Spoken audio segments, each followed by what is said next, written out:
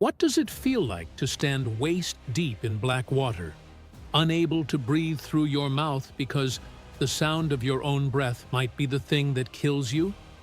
Most people will never know, but 7 men from SEAL Team 1 knew exactly what that felt like. And on the night of September 14th, 1969, they were about to find out whether the skills that had kept them alive through 12 previous missions in the Rung Sat Special Zone were enough for one more, the Rung Sat.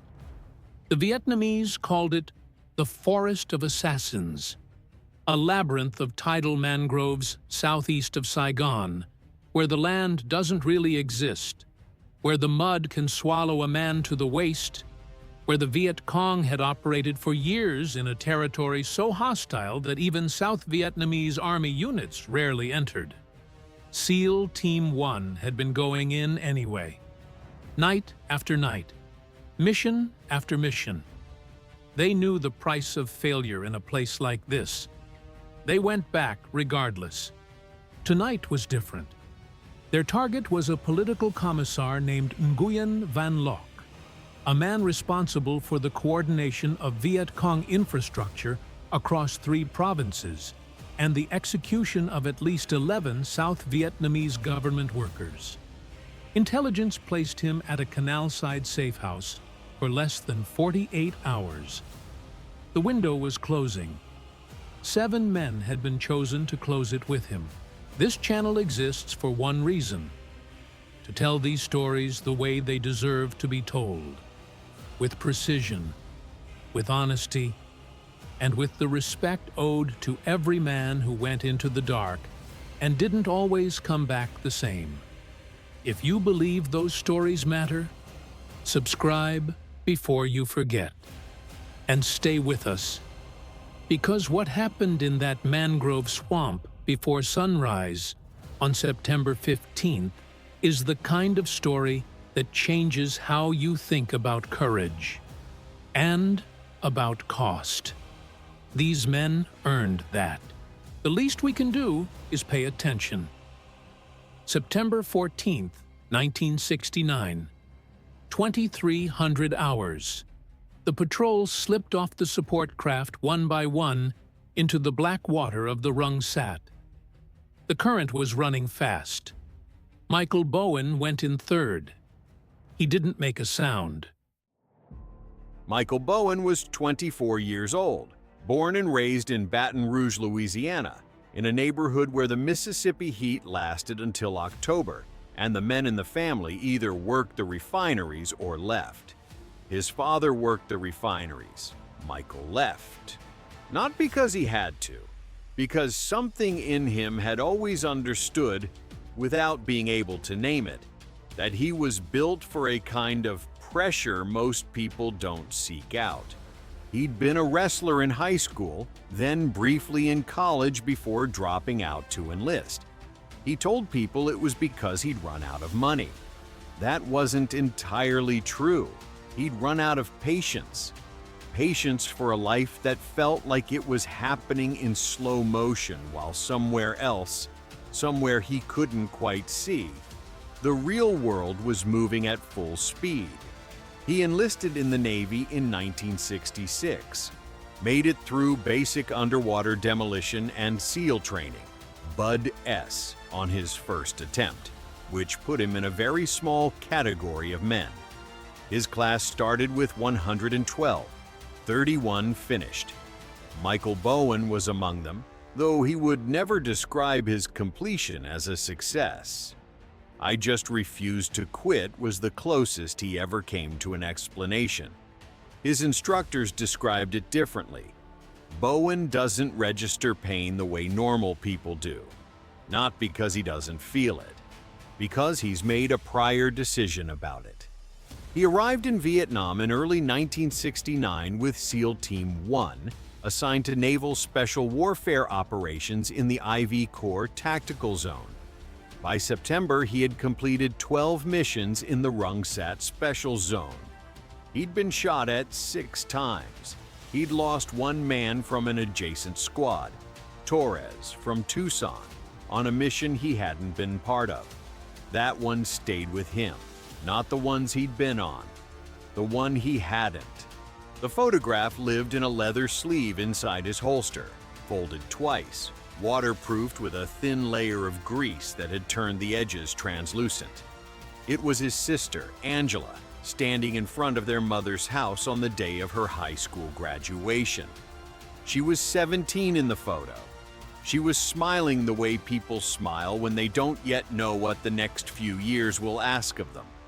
Michael had been there for the photo, then gone 3 weeks later. He hadn't seen her since. He carried the photo on every mission. Not as a good luck charm, he was specific about this distinction, though he rarely explained it to anyone. He carried it because it reminded him that there was a version of the world where the most important thing happening that day was a girl in a white dress getting her diploma. He needed that reminder in the Rung Sat, needed to know that world still existed while he was operating in the other one. The mission briefing for September 14th had lasted 40 minutes.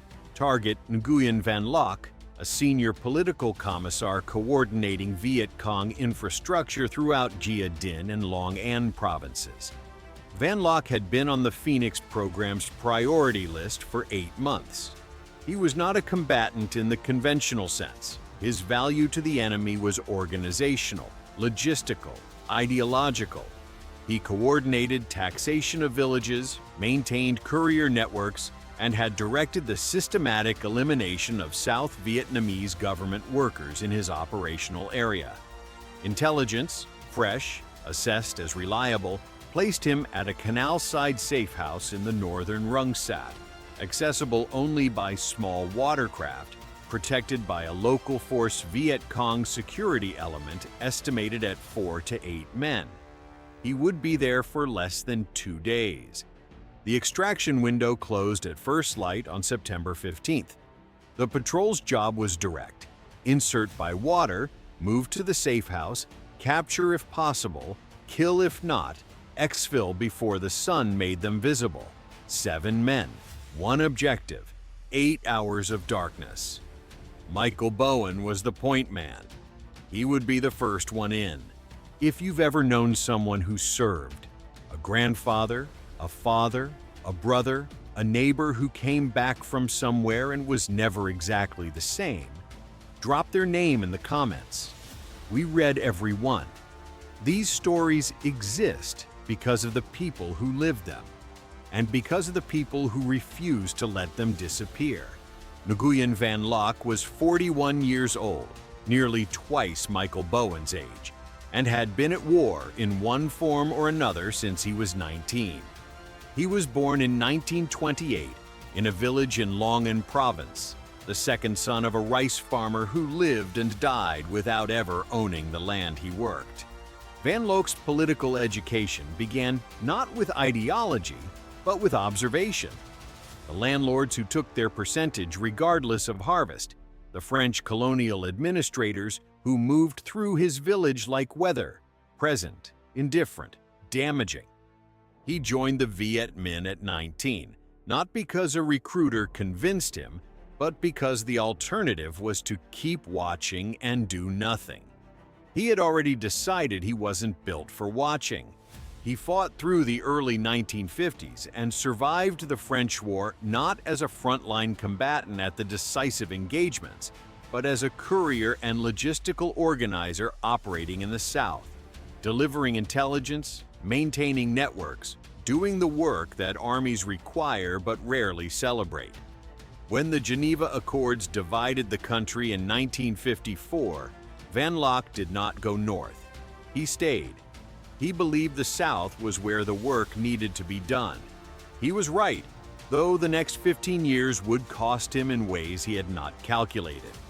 By 1969, Van Loc had outlasted 3 American commanders in his sector, 2 South Vietnamese pacification campaigns, and 1 particularly aggressive CIA-backed operation that had rolled up half his courier network in a single month. He had adapted each time. That was his core skill. Not violence, not charisma, adaptation. He understood that wars of this kind are won or lost on endurance. Whoever quits first loses. And Nguyen Van Loc had decided a long time ago that he would not quit first. He knew the Americans were hunting men like him. The Phoenix program was not a secret. Its effects were felt in every province, in every village that suddenly had one fewer familiar face. He had moved his operational patterns 3 times in the past year, varying his routes, his safe houses, his communication schedules. He trusted only people he had known for a decade or more. He slept lightly and always with one exit confirmed. What Van Loc had not fully accounted for, what his security element had assessed and underestimated, was the specific capability of the SEAL patrols operating in the Rung Sat. He knew the Americans came at night. He knew they came by water. He believed, based on everything he had observed, that the terrain of the Rung Sat provided sufficient protection. The mangrove was a natural fortress. The mud slowed everything. The tides were unpredictable. In 3 years of operating in this zone, no American element had ever reached him. He had 4 men with him that night at the canal side house, local force Viet Cong, all experienced, all quiet professionals who had been guarding him for 6 months. They were rotating watch in 2-hour shifts. The man on watch at the water's edge at 23:30 was named Pham, 26 years old, from a village 15 kilometers south. Pham was good at this. He had been doing it for 2 years and had developed the particular kind of listening that the mangrove demands. Not for sounds, but for the absence of the right sounds. The frogs, the water, the insects. As long as those sounds continued, nothing was wrong. For Nguyen Van Loc, the next morning was already planned. A meeting, a courier transfer, a decision about relocating the safe house one more time, just to be safe. He was, by any reasonable measure, in a secure position. He had survived this long by being careful, and he intended to survive considerably longer. He was right about almost everything. Almost. The stakes that night were not symmetrical. They never are in this kind of war. For Michael Bowen's patrol, failure meant men killed in terrain that favored the enemy, and a high-value target remaining operational. For Nguyen Van Loc, capture meant the end of everything he had built over 2 decades. For Pham, on watch at the water's edge, the stakes were simpler than he knew. The frogs needed to keep singing. Understanding both sides of a story like this isn't weakness. It's the only honest way to understand what war actually costs and what it asks of the men on both sides of the canal. If this approach resonates with you, hit subscribe and leave a like. It tells us you want more stories told this way. The Rung Sat at night is not dark the way a room is dark. It's dark the way a living thing is dark. A darkness with texture and movement and intention.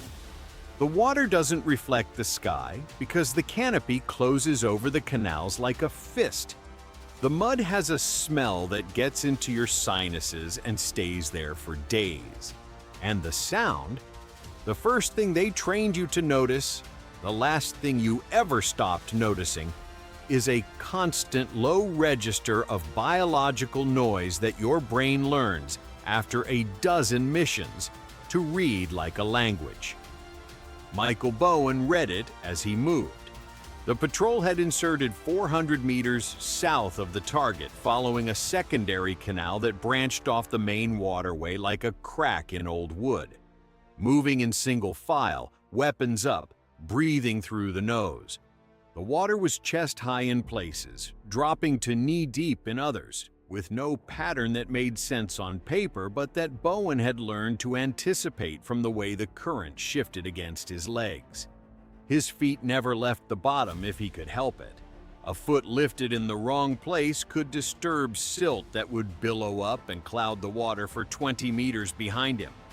In the Rung Sat, That was the difference between invisible and dead. He felt the mangrove roots before he saw them, arching out of the mud and curving back in, creating a lattice that caught your boots and your knees and your magazine pouches if you moved wrong. He moved right. He had done this 12 times. The roots were almost familiar now, which was its own kind of danger. Familiarity in the Rung Sat was a form of arrogance, and arrogance was a form of death. He kept that thought close. 200 meters out from the target position, Bowen stopped. Behind him, 6 men stopped. The signal ran backward through the patrol the way a shiver runs through a body. Fast, involuntary, understood. Something had changed in the sound. He didn't know what exactly. That was the thing about the Rung Sat. The threat arrived in the form of an absence before it arrived in any form you could name. The frogs were still singing, the insects were still going. But something in the register had shifted, the way a conversation shifts when someone in the room changes their intention. His body knew before his mind did. He held position for 4 minutes. 4 minutes is an eternity when you're chest deep in canal water and your core temperature is starting to drop and the mud is trying to pull your left boot off. He held anyway. The sound returned to what it had been. He moved. What Bowen couldn't see from his position in the water was that 130 meters ahead, Pham had already noticed something. Not the patrol. Not yet. Something in the birds. The birds in the Rung Sat mangrove don't nest at water level. They sit in the upper canopy, invisible in the dark, and they function as the most reliable early warning system in the delta. They hadn't moved. They hadn't called. But for the last 3 minutes, there had been a quality of stillness in the canopy above the secondary canal that Pham associated, from experience, with something large moving beneath it. He didn't report it yet. He had learned not to report every sensation. It made you the man who cried wolf, and in a war where trust was currency, that was an expense you couldn't afford. Instead, he moved to the water's edge and crouched, and he listened in the way the mangrove had taught him to listen. Not for specific sounds, but for the conversation between sounds. The frogs were still singing, but they were singing slightly differently on the far side of the canal bend. Pham's hand moved to his weapon. Bowen saw the bend in the canal 30 meters ahead and stopped again. He turned and signaled to the number 2 man, Kowalski from Milwaukee, who had been on 11 of Bowen's 12 missions and who communicated in the dark with the fluency of someone who had given up on words entirely. Kowalski passed the signal back. The patrol compressed, 4 meters between each man instead of 6. The safe house was on the far bank of the canal, set back 20 meters into the mangrove, elevated slightly on wooden pilings. Intelligence had said the guard position would be at water level north of the structure, which meant that if the intel was right, the guard was on Bowen's left as he rounded the bend. He pressed himself against the far bank and began working around it, moving inches at a time, leading with his weapon. The water was shallower here, knee-deep, then ankle-deep, then just mud. He was almost fully exposed and operating in the faith that the dark and the vegetation were doing enough. They usually were, usually. The temperature had dropped, not by much. The Rung Sat didn't do cold, but enough that the mud on his face and hands had started to set. He could feel it tightening around his jaw. He had the sudden, irrelevant thought of Angela. The white dress, the afternoon light on her face. Then he heard it. A single dry sound. Not a weapon, not a voice, just the sound of something shifting its weight on wood, 40 meters ahead and to the left. Pham had stood up. The next 30 seconds were going to determine everything, and both men, one in the mud, one on the bank, had already made the decisions that would carry them through those 30 seconds. The question wasn't preparation anymore.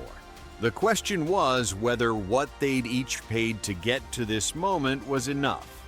What happened next, for about 40 seconds, was nothing, which is its own kind of violence, if you've ever experienced it. Pham stood at the water's edge and listened. Bowen pressed flat against the bank and didn't breathe. 6 men behind Bowen did the same. The mangrove held its particular silence. The frogs paused, then resumed. The canal water moved without caring about any of it. Then Kowalski, from Milwaukee, committed the only act of grace available in that moment. He put his hand on Bowen's ankle, underwater, and pressed once. A prearranged signal. "I've got you. Keep going."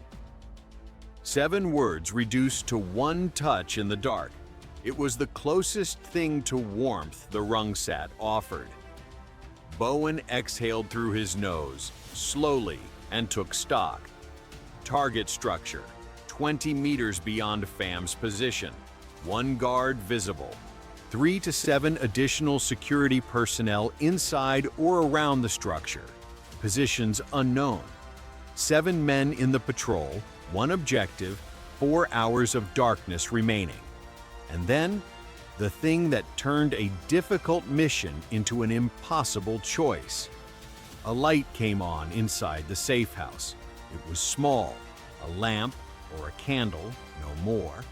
But in the absolute dark of the Rung Sat Canal at midnight, it might as well have been a signal flare. It threw a pale rectangle onto the water through a gap in the bamboo wall. And in that rectangle, visible for perhaps 4 seconds before someone adjusted the covering, Bowen saw 2 silhouettes. 2, not 1. The briefing had said Van Loc was traveling with minimal personnel, reduced security specifically to avoid detection. It had not mentioned a second high-value presence. But one of those 2 silhouettes moved with the particular deliberate stillness of a man important enough for other men to wait on. There were 2 of them, which meant the mission had just become a different mission. Here was the problem, broken down to its bones. Bowen had 7 men and sufficient capacity to execute the original objective cleanly. He did not have enough capacity to secure 2 high-value targets while simultaneously managing a security element of unknown size in terrain that offered 0 cover on the bank and 7 meters of open water between his patrol and the structure's entrance. Calling for backup would take time the tidal window didn't have. Aborting, losing Van Loc, losing both of them, losing 8 months of intelligence that had put this patrol in this canal on this specific night, was technically the cautious decision, the one that preserved the mission for another attempt, another window, another night. What would you do? Not in theory, not in a briefing room with a map and a coffee and the comfortable distance of a hypothetical. Right now, chest deep in water that smells like something old died in it, with 6 men behind you who trusted you enough to follow you into the Rung Sat for the 13th time. A target you've been authorized to take, a second person you weren't briefed on, 4 hours of darkness left. No radio traffic because sound carries over water like it carries over nothing else on Earth. What do you do with a situation that has no right answer? Only answers that cost different things? Bowen held position for another 90 seconds. He ran the options in the way that Bud S. had trained him to run options, not emotionally, not quickly, but with the cold mechanical thoroughness of a man who understands that most decisions in the field are made on incomplete information, and that paralysis is its own form of failure. He thought about Torres from Tucson. He thought about the mission. He thought, briefly, about Angela in the white dress, and then he put that thought aside because it didn't belong in this canal at this hour. Then he decided, He would take Van Loc. He would take the second person if he could do it without compromising the patrol's position. If the second person became a tactical problem, he would make that call when he had to make it. He would not make it now. He turned to Kowalski and gave 3 signals in rapid succession. Kowalski gave them back. Pham on the bank was still looking at the water. He had not yet fully decided that what he was hearing was a threat. He was close. He would be there in seconds. The choice was made. The consequences were just beginning. What no one tells you about a sealed direct action hit on a structure, what the briefings don't capture, and what training can approximate but never fully replicate, is how fast it happens once it starts. The decision to move is made in a fraction of a second, and then there is no stopping it. Bowen cleared the water in 4 steps, low, fast, silent until the last second when silence became irrelevant, because Pham had already turned, already seen movement, already opened his mouth. What came out of Pham's mouth was not a word. It was the beginning of a shout that ended before it finished, because Bowen covered the distance between them in a time that shouldn't have been physically possible, and made a decision with his hands that he had rehearsed 10,000 times and never once made peace with. Pham went down without a sound. Bowen didn't stop moving. Couldn't. The patrol was already on the bank behind him. Kowalski and 3 others flowing out of the water in the practiced near silence of men whose bodies had developed a different relationship with fear. Not the absence of it. The ability to operate through it, around it, in spite of it. He didn't know it yet, but inside the safe house, Van Loc had heard something. Not the sound of Pham going down, which had been no sound at all, but the birds. The birds in the upper canopy had gone quiet again, and Nguyen Van Loc, who had survived 20 years of war by trusting the jungle's vocabulary, was already moving toward the back of the structure. What happened in the next 4 minutes became, in the declassified record, a single line. Patrol reached objective, engaged security element, secured HVT-1, HVT-2 escaped into mangrove. 11 words, 4 minutes. A distillation that contains almost nothing of what those 4 minutes actually were. There were 3 additional security personnel. 2 were awake, 1 was not. The 2 who were awake made the decisions that professional soldiers make when suddenly, violently, their situation changes without warning. They tried to fight, they tried to warn, and they succeeded at neither before the patrol was through the structure.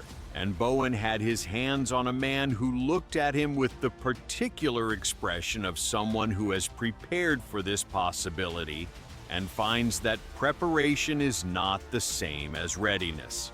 The second silhouette was a courier, young, maybe 19, carrying a satchel of documents that would later be assessed as significant intelligence value. He was not a combatant. He was in the wrong place at the wrong hour with the wrong person. He went to the floor and stayed there with his hands visible and his eyes fixed on Bowen's face. Van Loc, in the moments before the patrol reached him, had done the thing that had kept him alive for 20 years. He made a calculation and chose the option that preserved maximum future capability. He went out the back, into the mangrove, in the dark, without shoes. Bowen was 10 feet behind him and might have closed the distance, except for what happened next, the thing that nobody in the briefing room had planned for and that nobody in the patrol had any way to anticipate. He stepped wrong. A mangrove root, submerged in 4 inches of water, invisible in the dark, caught the inside of his right boot and held. He went forward and down, catching himself on both hands in the mud, and in the half-second of recovery that it cost him, he heard Van Loc, 20 years of moving through this specific jungle, disappear into it. Gone. The way water disappears into water. Bowen sat in the mud at the edge of the canal with his back against a root and ran a hand over his face. His right wrist had torqued on the fall. Not broken, he'd broken things before and knew the difference, but something had moved in there that was going to matter in about 20 minutes when the adrenaline dropped. Inside the safe house, the courier was secured. The documents were bagged. 3 members of the security element were down. One had withdrawn into the mangrove from a separate direction, possibly with Van Loc, possibly not. The mission had a partial outcome. In the clinical language of the debrief, that meant they had achieved secondary objectives and failed the primary. Kowalski came and sat next to him. Didn't say anything for a minute. Then, "Doc says your wrist. I know. We got the kid. Documents. I know." A pause that carried the whole weight of the night. "He's still out there," Bowen said. "Yeah." It wasn't about Van Loc specifically. Not entirely. It was about what this kind of work does to a man when the outcome lands in the space between success and failure. A space with no name, no ceremony, no clear accounting. You did your job. The job wasn't enough. The man you came for is in the jungle that has protected him for 3 years. It wasn't about firepower. It wasn't even about skill. It was about the irreducible reality that some nights the jungle wins. And the most honest thing a man can do is acknowledge that, extract his people, and be truthful about what the dark cost him. The extraction boat arrived at 0340. Bowen got in last. Victory came, but the cost was still being counted. The debrief lasted 3 hours and produced 11 pages of report. Vam, the guard at the water's edge, 26 years old from a village 15 kilometers south of the safe house, was listed in the patrol's after-action report as one enemy killed in action. One line. No name in the American record. His name exists in Vietnamese provincial records compiled after the war by historians reconstructing the Rung Sat campaigns. He had a wife and a daughter, 18 months old at the time. The daughter's name was Lan. She grew up without ever knowing what her father's face looked like in anything other than a single photograph. Of the 3 additional security personnel, 2 were killed in the structure, 1 withdrew into the mangrove alongside Van Loc. Their names are not in any accessible record. They were professionals assigned to protect a specific man in a specific place. They died within 4 minutes of the patrol reaching the bank. They were, by any honest accounting, doing exactly what Michael Bowen was doing. Their jobs, in the dark, for reasons that made complete sense to them. No Americans were killed. Michael Bowen had a torn ligament in his right wrist from the fall in the mud. He would have surgery at the Naval Hospital in Da Nang 2 weeks later and would not return to in-country operations before his tour ended in early 1970. The documents recovered from the courier were assessed as high intelligence value. They led, over the following 4 months, to disruptions in 2 Viet Cong courier networks in Long An province. The downstream effects of those disruptions, on both sides of the conflict, are not in any document that has been made public. Numbers rarely capture that kind of math. Nguyen Van Loc was never captured. American records indicate he remained operational through the Paris Peace Accords. After the fall of Saigon in 1975, he was appointed to a provincial administrative role in reunified Vietnam. He died in 1997 in Ho Chi Minh City at 69, from causes described in a brief Vietnamese newspaper notice as illness following a long life of service. He was survived by a daughter and 2 grandchildren. He had outlasted the war, the Americans, and the particular night in the Rung Sat when 7 men had come within 20 years of experience of stopping him. The extraction boat deposited the patrol back at the support craft at 0420. The sun was 40 minutes away. The Rung Sat was doing what it always did in the pre-dawn hour, going still, the way predators go still between hunts. Bowen sat at the stern and looked at his right hand. The wrist had swollen to the point where the tendons were no longer clearly defined, just a general wrongness under the skin. He reached into his holster with his left hand and took out the photo. The leather sleeve had kept the water out. Angela was still smiling in front of their mother's house. The afternoon light was still on her face. The white dress was still white. He looked at it for a long time. The way you look at something when you're trying to use it for a purpose it wasn't designed for. When you're asking an image of an ordinary afternoon to carry the weight of a night in the mangrove, it couldn't. He had known that before he'd started carrying it. He had carried it anyway, because knowing a thing can't save you, and carrying it anyway is one of the oldest human acts there is. Kowalski brought him coffee from a thermos that had been on the boat since insertion. It was cold. He drank it. Around them, 6 men went through the particular wordless rituals that follow a hard night. Cleaning weapons, inventorying equipment, staring at nothing with the focused attention of men whose minds are still somewhere in the canal. There was no celebration. There was no visible grief. There was the coffee, the cold air off the water, and the slow, indifferent lightening of the eastern sky. 3 members of the patrol received commendations. Michael Bowen was one of them.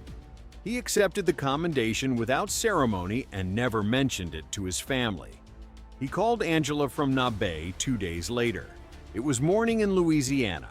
She had just started her first job, a receptionist at a law office in Baton Rouge.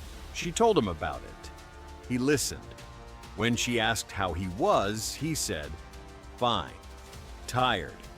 Tell me more about the job." She talked for 20 minutes. He said almost nothing. She told him later, decades later, that she'd known something had happened just from the way he listened, like a man holding something carefully so it wouldn't break. She wasn't wrong, but she didn't know what it was, and he never told her. Days turned to weeks. Weeks turned to years, and the weight never got lighter. Michael Bowen came home to Baton Rouge in February 1970. He was 24 years old. He had completed 13 missions in the Rung Sat Special Zone. He had a scar on his right palm from the fall in the mud, and a ligament that never healed quite right, and a particular way of going still in loud rooms that his mother noticed within the first hour of his return, and that she never commented on because she sensed correctly that naming it would make it harder. He got married in 1972, a woman named Carol, who had known him before the Navy, and who married the man who came back without fully understanding yet that the man who came back was not entirely the same man who had left. That's not a criticism. That's just what it was. He took work in marine salvage, on the water, which was the only environment that still felt honest to him. They had 2 children. He coached Little League for 6 years. He built a deck on the back of their house that took 4 summers to finish because some weekends he simply couldn't start. He did not sleep well. He had not slept well since 1969 and would not for the rest of his life. Not with nightmares exactly. The Rung Sat rarely came to him in sleep. It came in the awake hours, in the spaces between thoughts, when he was driving or washing dishes or watching his kids play in the yard. A particular quality of silence, the sound of water moving a specific way, the smell of something organic and damp, small triggers that kicked a door open inside him that he didn't know how to close. He tried once to explain it to Carol. This was in 1978, 8 years after he came home. They were sitting on the deck he'd built. He said something like, "The hardest part isn't what I did. It's that I can't find a category for it." She said, "What do you mean?" He thought about it for a long time. Then, "Where I was, what we did, it was necessary, and it was wrong, and both of those things are completely true at the same time." Carol held his hand and didn't say anything. That was, he told his daughter much later, the most help anyone had ever been. He applied for veterans benefits in 1991. He was assessed for post-traumatic stress in 1994. He had been managing it in various ways for 24 years before anyone gave it a name. The Rung Sat Special Zone is a protected nature reserve today. The mangroves have regrown over the canals where seal patrols moved in the dark. The mud is still there. The tidal fluctuations are still there. The frogs are still singing the same low register that FAM used to monitor on night watch. If you went there now, you would not find any record of what happened on September 14, 1969. No plaque, no marker. No indication that 7 men moved through those canals and came close to the man who was their target and left before the sun could find them. What you'd find is a forest, still humid and indifferent in the way that places are indifferent when they have absorbed too much history to have a position on any of it. Bowen visited Vietnam once, in 2008, as part of a Veterans Reconciliation trip. He did not go to the Rung Sat. He went to Ho Chi Minh City, what used to be Saigon, and he walked the streets for 2 days. He ate pho in the morning. He sat in a park one afternoon and watched old men play chess. He thought about Nguyen Van Loc. He didn't know that Van Loc had died 11 years earlier. He thought about a man disappearing into a dark mangrove in bare feet and surviving anyway.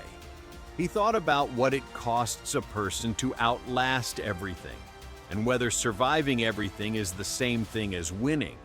He still doesn't have an answer. He is 79 years old now. He lives in the same house in Baton Rouge where he raised his children. He has grandchildren. A lamp stays on in the hallway all night. Carol noticed sometime in the early 80s that he slept better with one, and she put it there without comment. And it has been there ever since. The photo of Angela in the white dress is in a frame on his bookshelf now. The leather sleeve and the grease are long gone. Angela is 76. They still talk on Sundays. He has never told her what the photo was for. Some things he has decided belong to the dark they were carried through, not because they're shameful, because they're true in a way that daylight doesn't translate.